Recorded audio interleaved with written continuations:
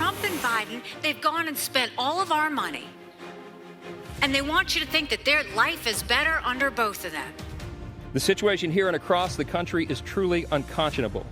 We would describe it as both heartbreaking and infuriating. Our communities are overrun. He just looks weak, and I'm not talking about physically. People want to see their president going to the mat to get what he wants.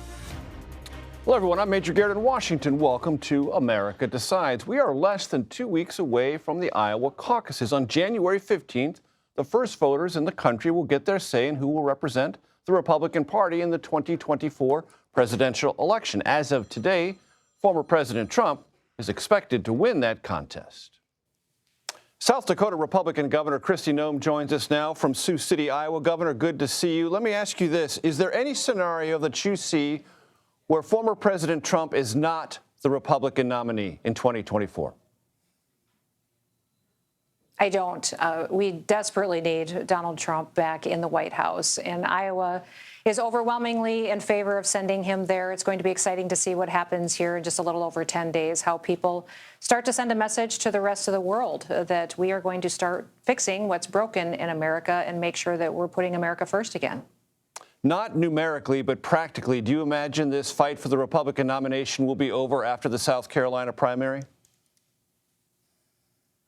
I do. I think that a lot of this is a refining process that is already moving along faster than it did the last presidential cycle. So, this is what we do. This is how politics and government works in America. But definitely, I think we're just a few short weeks away from having our Republican nominee. It will be Donald J. Trump, and he will be the next president of the United States. I'm excited about that, Major, because every single day as governor, when Donald J. Trump was in the White House and he was president of the United States, I got to be on offense. I got to fight for my people, bring forward solutions to the problems that they are facing. Since Joe Biden's been in the White House, all I do is try to defend my people, protect their freedoms, try to keep the federal government out of their pockets and off their backs. So we need a change. And boy, these people in Iowa, they are feeling the pain of Joe Biden and his policies. How would you assess Ron DeSantis and Nikki Haley's campaigns thus far, Governor? I think they're fine. I served in Congress with Ron DeSantis. I know him. He got elected governor when I got elected governor. So, he's certainly been a colleague. We made very different decisions, though. When times got tough and our constitutional rights and freedoms got challenged, he closed his businesses. He closed his beaches. He just made very different decisions than I did and took away people's freedoms. So, I haven't supported him. I haven't supported Nikki Haley. I just think I don't really know who the real Nikki Haley is.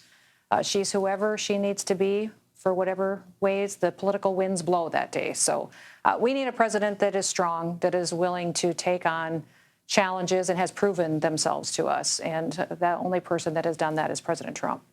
Did the governor of Iowa, Kim Reynolds, miscalculate endorsing Ron DeSantis, Governor Nome? Oh, we all love Kim Reynolds.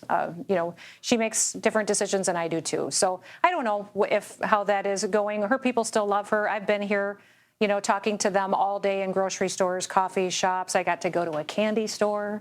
I get to go drive tractors in a little bit. I get to do a lot of that stuff quite often. They're very fond of Kim Reynolds, although Ron DeSantis is overwhelmingly not their choice here in Iowa.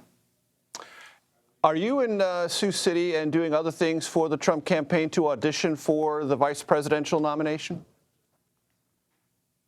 No, I'm here to help the president win. Leadership has consequences. If we ever saw the impact of who was in charge, it was over the last several years and how it affected the people that were living in our communities and in our states. So for me, I just want to go to sleep at night knowing I did all I could do to make sure that we had the right leadership overseeing the United States of America. So, I always show up. The people in this country that get work done and really make change are people that show up. And so I'm here to talk to my neighbors. They all know me very, very well. We're just going to have a family conversation tonight about how important this caucus is and how important it is that they send President Trump back to the White House and send a message to the world. But Governor Nome, if offered, you would take the slot, would you not? Oh, I think anybody in this country, if they were offered it, needs to consider it. Everybody has to think about it. Everybody has to do all they can. I'm a grandma now. I've got 2 grandkids, 1 more on the way. What kind of a country are they going to get to grow up in?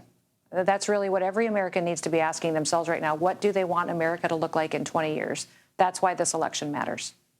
You've said recently that Nikki Haley would be a bad choice for former President Trump if he were to become the Republican nominee as vice president. Why is that? Why would that be a bad choice? Well, because, Nikki Haley would be a bad choice because I don't know what she will say or do next. You know, she was opposed to raising gas taxes when she was governor and then facilitated a huge tax increase on gas taxes. She said that she would never run for president against Donald J. Trump, and then she ran against him as president. She, said that China was our friend and we should be doing business with them and inviting more of them to the United States. And then now she says they're her enemy. So I just don't necessarily know what she truly believes and who she really is. And if ever there was a time to be confident in who our leader was, that they're a genuine person, that they're showing you exactly who they are, there was no one that I know of that is more honest about who he is and what kind of an individual he is than President Trump. That's what people love about him, is he doesn't think he's better than anybody else. He's one of them. He's fighting for them. He embraces who he is, and he just gets up every day and does this work to protect our country. And yet in this primary nominating contest, both Nikki Haley and Ron DeSantis have criticized former President Trump for increasing the nation's national debt, for failing to build the wall, and in DeSantis' case, criticizing the president for keeping Dr. Fauci and many COVID restrictions in place while he was president. Your response? I think presidential campaigns are always filled with criticisms, and we've got a laundry list of criticisms for them and their leadership positions as well. There's more work to do. And there is a need for someone who brings forward solutions and takes bold action. I'm thankful for President Trump that when I was in Congress, I got to work with him on tax reform. He let people keep more money in their pockets. He was strong on foreign policy. Gosh, he killed terrorists and he defended our country and stood beside our allies and protected them. We didn't have situations like we have with Russia, Ukraine, and the Middle East, with Israel, with North Korea when President Trump was in the White House, because he was strong and he clearly let them know where America was. We didn't have this border situation like it is today, unprecedented, dangerous individuals being let into our country and no enforcement of law and order. So, there is a laundry list of successes that President Trump brought to our country, and I'd go back to those days and put him back in the White House in a heartbeat compared to what we've got today under Joe Biden.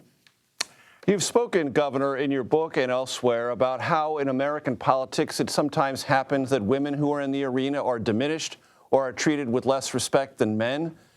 Considering that, are you comfortable with the former president referring to Nikki Haley as bird brain? I am comfortable with debating policies. I always love to debate people on what they have implemented, what they've done, the consequences of those, and pointing those out. And tonight, when I'm talking with the folks here in Iowa, I'll be talking about the policies that have been enacted under this administration, under Joe Biden, and the difference of what President Trump did when he was in the White House. We'll talk about what it feels like here with gas prices the way that they are, grocery prices costing what they're like, and how people are just alarmed by what they see in the changes and the demographics in our country because of the open border and how these dangerous individuals are being led into our country. So that's the main number one issues that people are talking about here, and I think it's important we focus on policies. Do you think there's anything unnecessarily diminishing or demeaning about a term like bird brain? Oh, I think that in this day and age, that if you can focus on true facts, it's always best to do that. We've always talked about the fact that President Trump says a lot of things and that we don't have to agree with everything that he says. And we don't have to like everything that he says, and we don't have to talk like he does. I love what he did. I love the actions that he takes. I love that he's strong. That's what America needs. South Dakota's Republican Governor, Christy Nome, thanks so much for your time. Thank you, Major. Have a wonderful day. Former President Trump has asked the U.S. Supreme Court to overturn Colorado's decision to bar him from its primary ballot under the 14th Amendment. The state's high court ruled 4-3 last month that the former president engaged in insurrection. Colorado's Republican Party has already appealed that decision to the high court. House Speaker Mike Johnson is visiting the southern border amid a Republican push for immigration policy changes. We will have the latest on the situation there and here in Washington. You're streaming America Decides.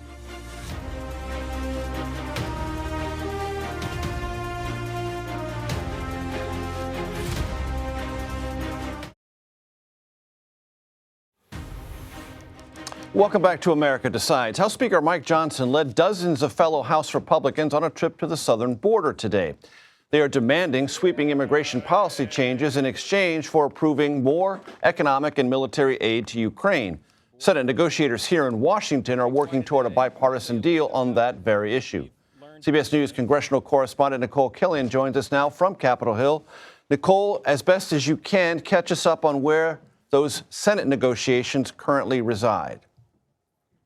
Well, you know, they are still meeting and talking. Actually, some of the Senate negotiators have been coming here to Capitol Hill after meeting virtually over the holiday recess. Of course, the Senate not officially back in session until next week, but Leader Chuck Schumer said today that they are making progress, but that this is hard. This is hard work. That is also something that we heard from one of the Democratic negotiators, Chris Murphy, earlier this week. But the leader did express optimism that they could try to find some type of bipartisan solution, although he did take aim at the speaker, who took a trip to the border earlier today. Take a listen. It's very nice that they have a trip to the border, but the only way to solve this is here, working in a bipartisan way with Senate Republicans, Senate Democrats, and House Democrats to get it done, period. And I hope the speaker will realize that if he wants to solve the problem on the border.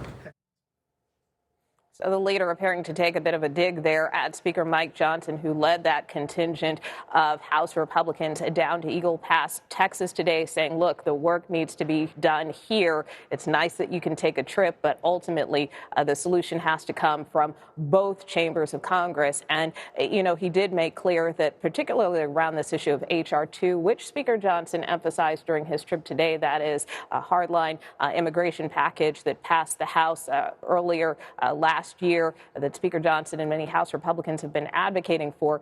Leader Schumer says, you know, if Republicans continue to cling to that, then it's going to be very hard to strike a compromise. Nicole, it could be said that it was a photo op down at Eagle Pass, but also that set of pictures is part of a broader Republican effort on the House side, at least, to intensify the political pressure on the Biden administration to make some policy concessions. In that spirit, let's listen to the speaker at his trip to Eagle Pass, Texas today. It is an unmitigated disaster, a catastrophe. And what's more tragic is that it's a disaster of the president's own design.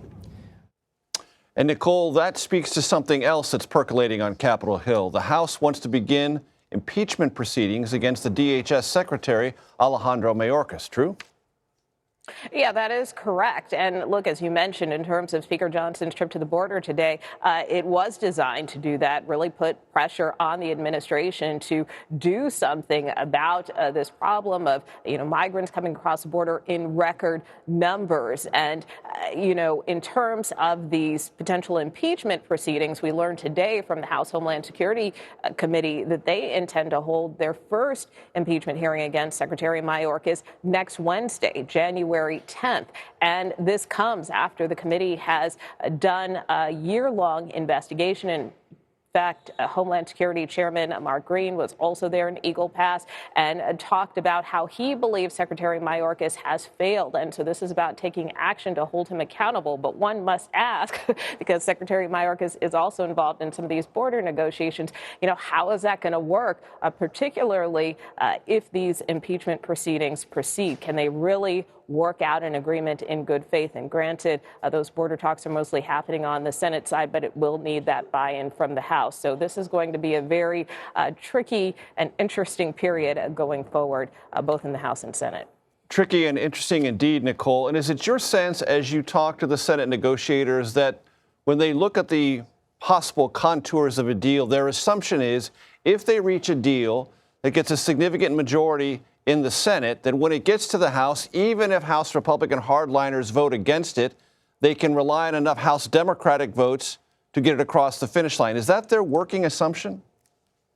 Well, that is certainly one assumption that's out there, but keep in mind, we have heard during some of these negotiations some concerns from progressives, particularly with respect to the White House's initial offer a couple of weeks back, where they were willing to do more in terms of issues of deportation and detention.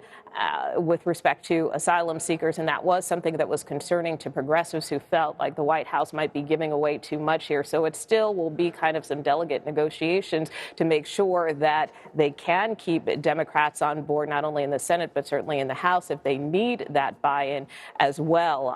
So that is why we heard Leader Schumer earlier today say, this is very hard. This is very difficult work. And he also didn't rule out potentially coupling this national security supplemental together with a government funding package, because we know that's the other big issue that both the House and Senate have to resolve within the next 2 weeks. And just to help us on that, Nicole, very quickly remind our audience of the two deadlines on government funding in January and February. So you'll recall that the House passed and the Senate, passed this laddered CR or continuing resolution where one tranche of government funding is going to run out January 19th without congressional action. A second batch will run out February 2nd. The hope in doing that was that they could get all 12 of their appropriations bills passed by those two deadlines. But that has been elusive as far as a deal, although Speaker Johnson did talk about that at the border today, saying that he has been working in good faith with both the White House and the Senate and is hopeful that they can reach some type of agreement. So that remains to be seen, although we also heard from some Republicans today who suggested that they're okay with the government potentially shutting down. For us tonight on Capitol Hill, Nicole Killian, thanks so very much. Next, how an influential radio host has gone from Biden backer to Biden critic and what it could mean for the president's reelection efforts. You are streaming America Decides. The African-American community stood up again for me. You've always had my back, and I'll have yours. Welcome back to America Decides. More than 3 years after his victory speech, President Biden faces what appears to be, at least to the polls, waning support among black voters in our country. This, as an influential radio host named Charlamagne the God says he regrets backing Biden in 2020. He told Politico, quote, "It's almost like Democrats are doing this purity test. America's not pure. The people of America are not pure. We're flawed. I'm not looking for my politicians to be pure. I'm looking for my politicians to be effective." National political reporter for Politico, Braxton Booker, who wrote that piece on Charlamagne the God, joins us now. Braxton, it's great to see you. Fantastic piece. Thank you. Let's dig into this. According to a Gen Forward survey, which you also wrote about in a separate piece for Politico, 17% of black Americans support former President Trump. 20% said they're not for Biden or Trump. Let's do the quick math.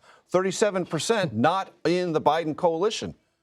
That's a big number. It's a big number, and Does Charlamagne the God reflect that? I think he does. I think he does. Look, he expressly voted for and supported President Biden during the 2020 election, and he clearly is saying he does not have the support of Charlamagne the God this time around. And he says that Biden has not been an effective messenger, and he feels that Biden has not kept some of his promises that he made on the campaign trail, and certainly he's not appeared on his radio show since the 2020 election. I think that has something to do with it, too. Is it worth saying that he's not just any radio host? Oh, I think it's fair to say that. He's more of a mogul. I mean, he has not just the Breakfast Club, which has roughly 8 million monthly listeners, according to him. 8 million monthly listeners. He also has podcasts. He's an author.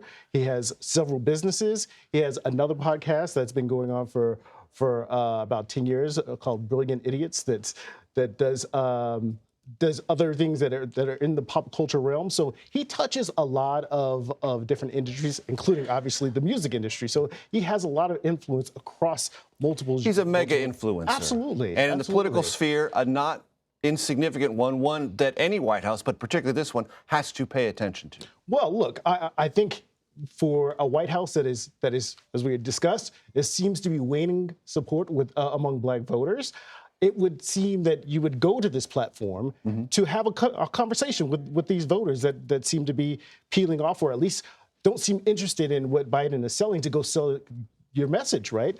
But the administration, when you're talking to folks who are on the campaign, they say they do not need Charlamagne. They have enough in the repertoire. They're going to South Carolina next week to Mother Emanuel Church, a historical black church down there. They say they can engage voters on their own, and they don't need Charlamagne's platform in order to engage voters. And we'll see which method plays out here. It's not an indictment, but it's a political criticism that Charlamagne the God expresses. Let's take a quick listen. You actually have to follow through on those promises. And whatever the reasons, out of the 99 biggest promises Biden made to people, he's only following through on about 30% of them. One thing America doesn't forgive is weakness.